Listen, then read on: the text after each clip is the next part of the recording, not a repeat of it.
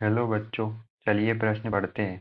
Hydrogen परमाणु के उत्सर्जन वर्णक्रम में बामर श्रेणी की तीसरी रेखा निम्न में से संक्रमण के कारण होती है। हमें यहाँ पर प्रश्न के चार विकल्प दिए हुए हैं। ए, चौथी बोहर कक्षा से पहली बोहर कक्षा में। बी, पांचवी बोहर कक्षा से दूसरी बोहर कक्षा में। सी, छठवीं बोर कक्षा से तीसरी बोर कक्षा में। डी, सातवीं बोर कक्षा से तीसरी बोर कक्षा में। तो चलिए अब हम प्रश्न की मुख्य अवधारणा देख लेते हैं। तो यहाँ पर हमारे प्रश्न की मुख्य अवधारणा क्या होगी? जो हमारी श्रेणी होती है, श्रेणी, उनका क्या होता है? संक्रमण होता है कक्षाओं का, उनमें कक्षाओं का क्या होता है? संक्रमण होता है। और तरंगदैर्घ्य का क्षेत्र भी होता है।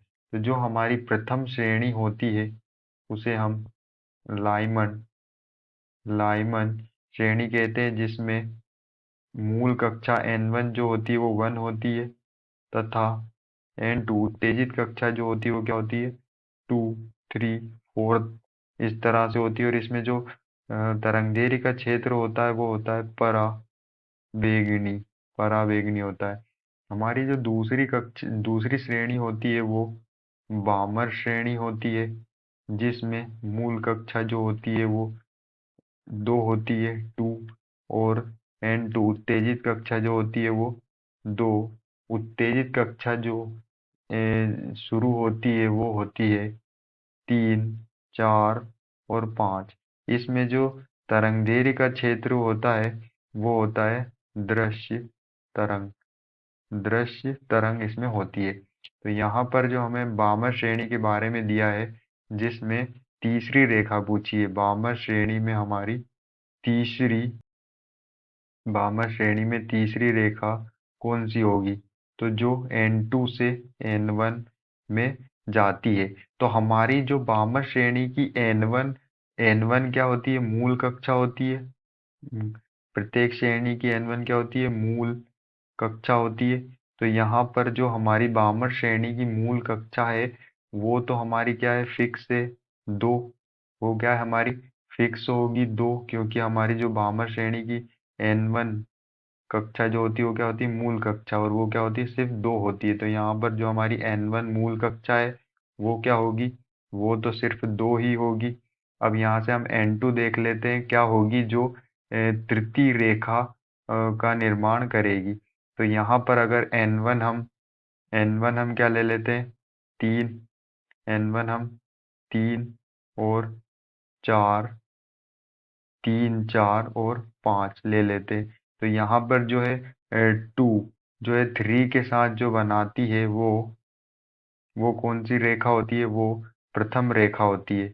जब जब N2 क्या हो? 3 हो। N2 3 से N1 जो है N1 2 में, मतलब जो बामर श्रेणी की क्या है? मूल रेखा उसमें जाती है। तो क्या होता है? प्रथम। वो कौन सी रेखा होती है? प्रथम रेखा होती है। प्रथम होती है।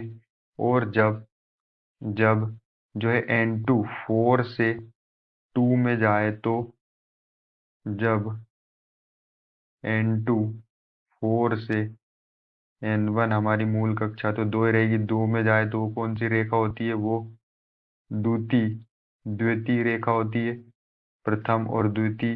प्रथम रेखा हमारी क्या होती है? जब N2 3 हो और N1 तो हमारा 2 है ही फिक्स। N1 तो हमारा 2 ही होगा, क्योंकि वो हमारे बामर श्रेणी की मूल कक्षा है। लेकिन जब N2 4 से N1 2 में जाए तो वो कौन सी होती है? द्वितीय होती है।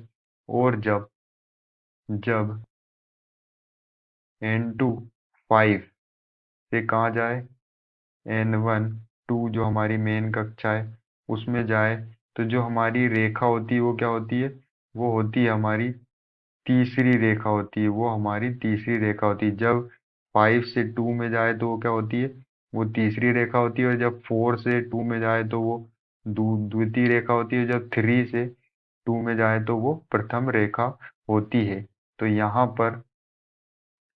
पर हम कह सकते हैं कि जो हमारी N5, जो N2 जो है क्या है, 5 हो, तो 5 से जब 2 में जाए तो वो कौन सी रेखा होती है, वो होती है तीसरी रेखा होती है, तीसरी रेखा होगी। क्योंकि यहाँ पर जो अगर हम 3 से 2 में जाए तो वो प्रथम रेखा होती है, और अगर 4 से 2 में जाए तो वो द्वितीय रेखा होती है। जो हमारी तीसरी रेखा होती है वो क्या होती है, वो 5 से 2 में जाए तो यहाँ पर हम अपने विकल्प को चेक कर लेते हैं। विकल्प बी में हमें दिया है पांचवी बोर कक्षा से दूसरी बोर कक्षा में, तो यही हमारा आंसर होगा। आशा करते हैं आपको समझ में आया होगा। धन्यवाद।